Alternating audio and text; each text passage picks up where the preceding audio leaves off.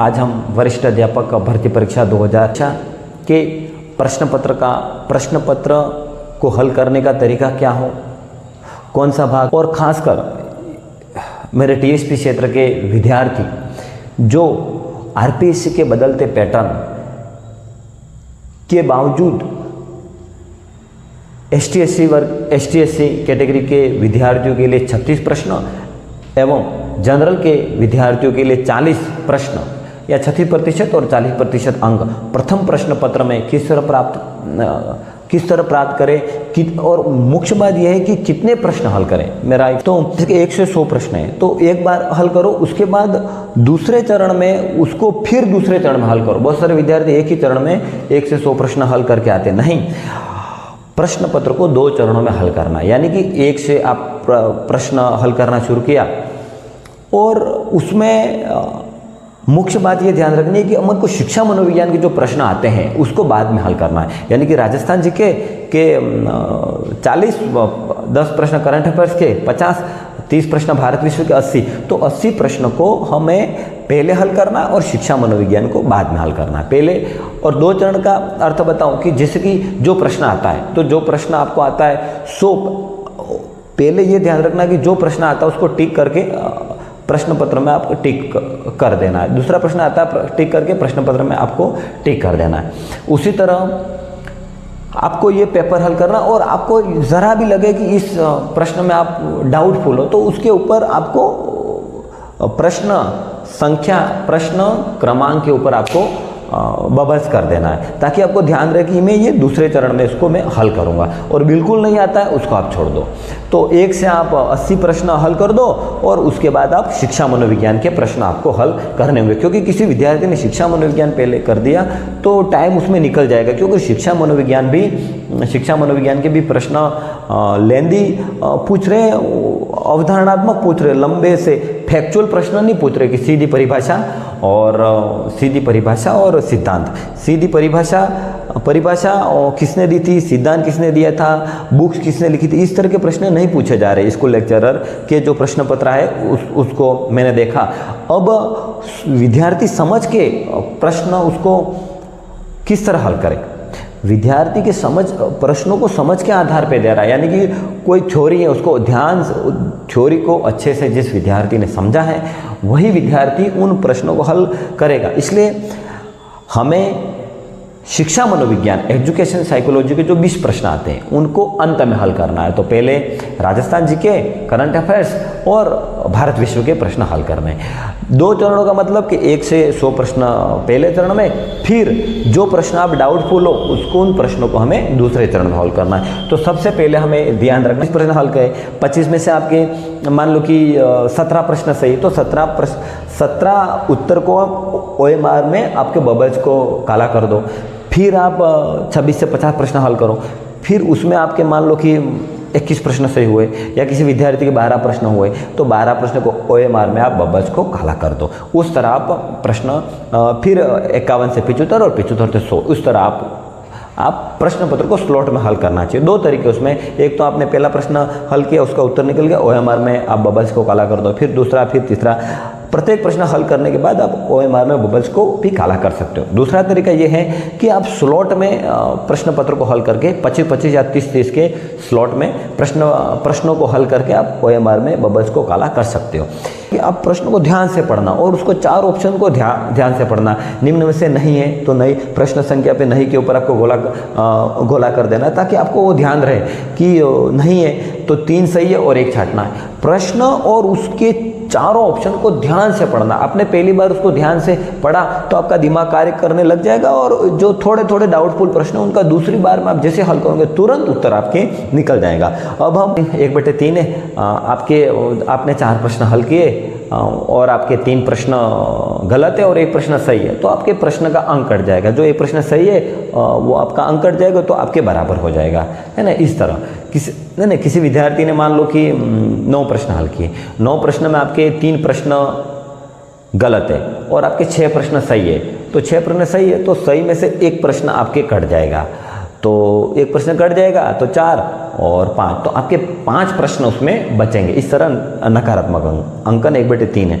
अब मुख्य प्रश्न हल करें ताकि हमारे ST/SC के विद्यार्थियों के लिए 36 क्वेश्चन और जनरल के विद्यार्थियों के लिए प्रथम प्रश्न पत्र में 40 क्वेश्चन सही हो और कटकटा के 40 प्रश्न सही हो और हम चयन की दौड़ में आगे। और इंग्लिश के विद्यार्थी क्षेत्र के ST/SC और जनरल के विद्यार्थियों को मैं इन 3 विषयों में भाग लेने वाले विद्यार्थी, गणित, विज्ञान और इंग्लिश, उनको मैं कहूँगा कि प्रथम प्रश्न पत्र में आप कितने प्रश्न हल करके आओ तो आपके 36% या 40% का आंकड़ा पार हो जाएगा RPSC के इस बदलते पैटर्न के अनुसार, क्योंकि आपने देखा है लेक्चर में प्रश्न पत्र किस तरह बन रहे हैं।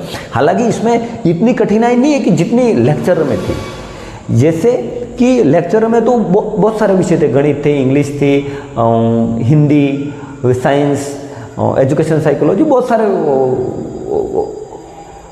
विषय थे। लेकिन इसमें तो आपके राजस्थान, भारतीय विश्व और साइकोलॉजी है ना, इसमें गणित और इंग्लिश इस तरह की समस्या नहीं है, तो इसलिए इसमें आपको ज़रा भी कठिनाई नहीं होगी। फिर भी RPSC ने पैटर्न बदला है, तो अपन एक टारगेट लेके चले कि मैं इतने प्रश्न सही कर दूंगा तो मेरे 36% या 40% प्राप्त हो जाएंगे। तो इन 3 विषयों के विद्यार्थियों को, गणित, विज्ञान और इंग्लिश के विद्यार्थियों को मेरा व्यक्तिगत मानना है कि ST/SC के विद्यार्थी यदि एक क्लिक में यदि वो 40 प्रश्न सही कर देते हैं तो मेरा मानना है कि उनको रिस्क लेने की आवश्यकता नहीं है, क्योंकि एक्यूरेसी 40 के आसपास कर देते हैं तो फिर उनको रिस्क लेने की आवश्यकता नहीं। ST/SC के पुरुष और महिला अभ्यर्थी प्रथम प्रश्न पत्र के इन 3 विषयों की बात कर रहा हूँ। और जनरल के जो विद्यार्थी हैं, जनरल के विद्यार्थी हैं, यदि वह एक्यूरेसी के साथ 44 प्रश्न यदि हल कर देते हैं तो मेरे को नहीं लगता है कि उनको रिस्क लेने की आवश्यकता। एक क्लिक में 100% एक क्लिक में 44 प्रश्न, जैसे कि पहले चरण में जो प्रश्न आते हैं वो आपने हल कर दिए, फिर दूसरे चरण में आपके एक क्लिक में उत्तर निकल रहा, वो भी आपके फैक्ट है। उस तरह आपके यदि ST/SC के 40 के आसपास या 40 से अधिक और जनरल के 44 क्वेश्चन से अधिक हो रहे हैं तो उनको फिर आगे अधिक रिस्क लेने की आवश्यकता नहीं है। अब वे विद्यार्थी जो इन 3 विषयों में गणित, विज्ञान और इंग्लिश, इन 3 विषयों में 36 क्वेश्चन ST/SC एवं जनरल में 40 क्वेश्चन से कम हल हो रहे हैं, अब क्या करें? पहला चरण कर दिया, दूसरा चरण में एक क्लिक में हल कर दिया और एक ST में किसी अभ्यर्थी को 30 क्वेश्चन पे रुक गए, तो अब कितने प्रश्न हल करें ताकि हम 36% का आंकड़ा क्रॉस कर जाए? तो ST के विद्यार्थियों को मैं कहूँगा कि यदि आप 30 प्रश्न पे रुक जाते हो तो आप फिर, मेरा मानना 10 से 15 प्रश्न आपको हल करने पड़ेंगे, जैसे कि वो भी 100% 2 ऑप्शन तक के, 3 और बिल्कुल नहीं तो छोड़ देना, 3 ऑप्शन तक भी नहीं करना है, 2 ऑप्शन ये और ये, इनमें सही है। और उसमें भी ये ध्यान रखना है कि जैसे कि राजस्थान जी के जो अपने मजबूत पक्ष उसमें हल करने छाट के, जैसे कि आप ने 30 प्रश्न में कोई ST/SC के विद्यार्थी 30 प्रश्न में एक विद्यार्थी रुक गया, अब वह अपना जो मजबूत पक्ष है, जैसे कि शिक्षा मनोविज्ञान में कोई अच्छा है, उसमें कोई समझ पे आधारित है, उसमें 2 ऑप्शन तक है तो उसमें वो चयन कर सकता है। राजस्थान जीके में वो मान लो आर्ट कला संस्कृति, इतिहास कला संस्कृति में उसमें कोई रुक गया है तो वो उसमें हल कर सकता है। तो जो मजबूत पक्ष है जैसे कि राजस्थान जीके, उसमें आप कर सकते। जो भारत विश्व है वो आप रिस्क लेने लायक नहीं, वहाँ रिस्क नहीं ले सकते। तो 2 ऑप्शन तक मैं कह रहा हूँ कि 36% से कम, 36 क्वेश्चन से कम प्रश्न सही हो रहे हैं, जिसके 30 हो रहे हैं, तो मेरा मानना है कि आपको 10 से 15 प्रश्न अधिक करने ही होंगे। जैसे कि 30 पे रुक गया तो उस कैंडिडेट को 2 ऑप्शन तक, सर्वोत्तम 2 ऑप्शन तक में भी बेस्ट प्रश्नों को चयन करके 10 या 15 प्रश्न ऊपर करने पड़ेंगे, इतने की रिस्क लेनी पड़ेगी। जैसे कि 30 पे रुक गया तो उसको 40 से 45 प्रश्न हल करेंगे, तभी कटा के उसके 36 प्रश्न बढ़ेंगे, 40 से 45 प्रश्न तक। अब जनरल के विद्यार्थी इन 3 विषयों में, तो जनरल के विद्यार्थी यदि वह 40 प्रश्न सही करने पड़ेंगे, तो यदि कोई विद्यार्थी 35 तक रुक गया तो मेरा मानना है कि उसको भी 10 से 15 प्रश्न तक ऊपर हल करने पड़ेंगे। 35 पे रुक गया तो उसमें मेरा मानना है कि 35 पे रुक गया तो 45 से 50 प्रश्न, 35 पे रुका तो उसके 15 प्रश्न ऊपर तक, 10 से 15 प्रश्न ऊपर तक हल करने पड़ेंगे। 45 से 50 प्रश्न तक वो हल करेगा तो वह उसके ये आंकड़ा क्रॉस हो जाएगा। हालांकि ऐसी नौबत नहीं आएगी आपके, क्योंकि इसमें राजस्थान जी के 50 प्रश्न है तो शिक्षा मनोविज्ञान में इतनी नौबत नहीं आएगी। इस तरह आपको प्रश्न पत्र हल करना है। ये मैंने इन 3 विषयों विद्यार्थियों को मेरा मानना है कि पद कम है और प्रतिस्पर्धा तो है, आपको पता ही है। मेरा मानना है इन 3 विषयों के विद्यार्थियों को, प्रिय विद्यार्थियों, आपको जितने प्रश्न एग्जैक्ट आते हैं वो तो करना ही है, उसके बाद 2 ऑप्शन तक जितने प्रश्न आते उतने हल करके आना है। जैसे कि किसी विद्यार्थियों को